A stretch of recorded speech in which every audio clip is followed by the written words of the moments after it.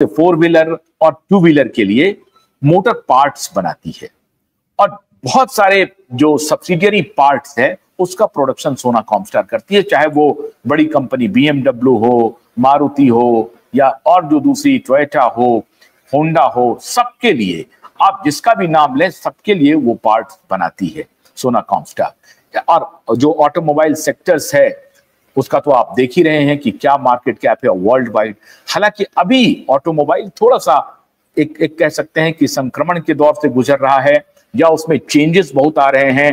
Petrol diesel से पूरा automobile पूरे वर्ल्ड में इलेक्ट्रॉनिक हो रहा है, बैटरी ओरिएंटेशन हो रहा है इनका, मतलब पूरा डीजल पेट्रोल से एक ईंधन से लेकर के जो ईंधन का दूसरा मॉड्यूल है वो इलेक्ट्रिक मॉड्यूल पे शिफ्ट कर रहा है। और ईवी में भी बड़ी तेजी से सोना कॉमस्टार अपना हाथ आजमा रही थी और उस तरफ काफी कुछ मैन्युफैक्चरिंग के काम सोना कॉमस्टार के चल रहे थे।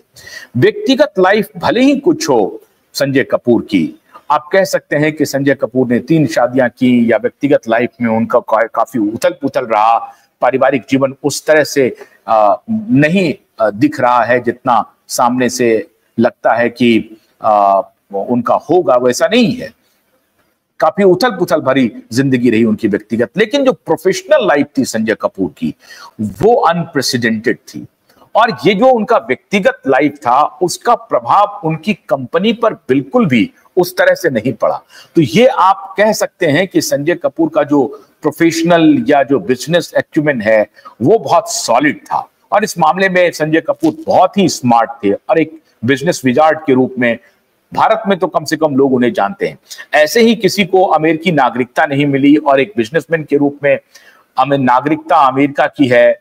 इंडिया से लेकर के 9-10 देशों में उनके मैन्युफैक्चरिंग यूनिट्स हैं, उनका बिजनेस कारोबार फैला हुआ है। इंग्लैंड में भी परमानेंटली वो रहते थे, 2 महीने 3 महीने वो गुजारते थे। उनका अपना पोलो टीम था जिसे खेलते हुए, और लोग कहते हैं कि करिश्मा से जो अनबन होती थी उसमें एक वजह उनका पोलो के प्रति शौक भी था। करिश्मा अक्सर कहती थी कि आप पोलो के चक्कर में परिवार को इग्नोर करते हैं, कई बार बिजनेस को भी इग्नोर कर देते हैं। अब ये तो साहब उनका शौक था, शौक का कुछ कह नहीं सकते। खैर, अगर ये बात सही है, ये पावर गैलरी में या जो गॉसिप गैलरी होती है उसमें ये चर्चा है कि करिश्मा कई बार नाराज होती थी पोलो के प्रति उनकी दीवानगी को लेकर के, वो भी एक कारण था उनकी नाराजगी का। अंततः पोलो की वजह से ही उनकी जान गई।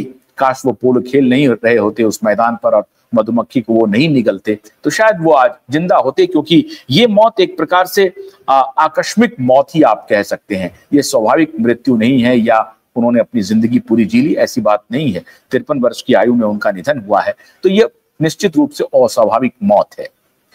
लेकिन अब जब उनकी मृत्यु हो गई है तो जिस प्रकार से प्रार्थना सभा में, और मैं एक और बात बता दूं, उस दिन तक ये बात जानकारी नहीं हो रही थी, जिस दिन अंत्येष्टि थी, जिस दिन फ्यूनरल थी, अंतिम विदाई के दिन भी प्रिया सचदेव मौजूद थी, वो दिखाई नहीं पड़ रही थी। लोधी रोड पे जो अंतिम विदाई थी, जो अंतिम संस्कार हुआ था, उसमें भी उनकी जो वर्तमान पत्नी है वो मौजूद थी।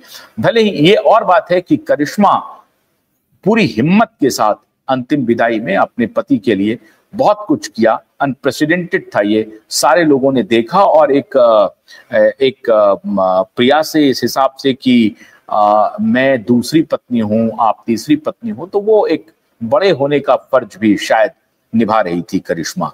कुछ भी कहें, लेकिन करिश्मा ने जिस प्रकार से अपना दिल दिखाया है अंतिम विदाई के समय, निश्चित रूप से करिश्मा ने अपने सभी चाहने वालों का दिल जीत लिया है। और मैं खुद भी करिश्मा के इस व्यवहार से काफी प्रभावित हूं कि करिश्मा ने जिस प्रकार से अंतिम विदाई में अपना रोल प्ले किया और उनकी पत्नी को भी, दूसरी पत्नी को भी एक प्रकार से उन्होंने सहारा ही दिया और वो भी काफी विचलित थी, ये कोई सहज घटना नहीं थी। तो वहां पे उन्होंने उनको भी सहारा दिया और फिर 22 तारीख को जो प्रार्थना हुई है उसमें भी पूरा परिवार इकट्ठा था।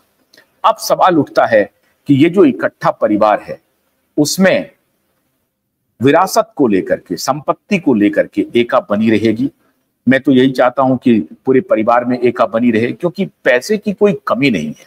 अकेले करिश्मा कपूर को लेकर के संजय कपूर ने काफी कुछ कर दिया था। 60-70 करोड़ के बंगले की बात की जाती है, उसकी हालांकि पुष्टि नहीं हुई है, लेकिन लोग कहते हैं कि उनको एलुमनी में 60-70 करोड़ के बंगले मुंबई में मिले, और 14 करोड़ का एक बॉन्ड भी बच्चों के नाम से था, करिश्मा कपूर के बच्चों के नाम से, और संजय और करिश्मा के 2 बच्चे थे उनके नाम से। और इसके अलावा 10 लाख रुपए दोनों बच्चों के नाम से प्रति माह संजय कपूर उनको देते थे।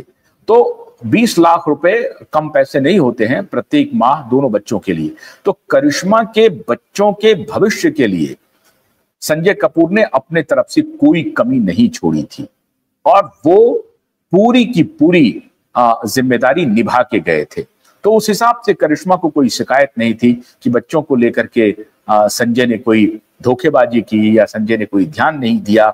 ऐसा करिश्मा कह नहीं सकती हैं, क्योंकि संजय कपूर दोनों बच्चों को का पूरा ख्याल रखते थे, पैसे को लेकर के और बाकी अन्य चीजों में भी। कोई बर्थडे सेलिब्रेशन हो, उनके स्कूलिंग का हो, जो भी पैटर्नल पेरेंटिंग हो सकता है, एक पिता की तरफ से जो पेरेंटिंग हो सकती है, उसमें संजय कपूर ने कोई कमी नहीं रखी थी। तो पैसे की मुझे नहीं लगता है कि करिश्मा के दोनों बच्चों को कभी कमी होगी।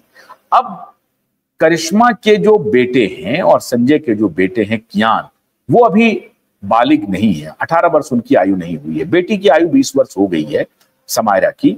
और उस तरफ दूसरी तरफ जो प्रिया सचदेव है, उनके भी बच्चे की आयु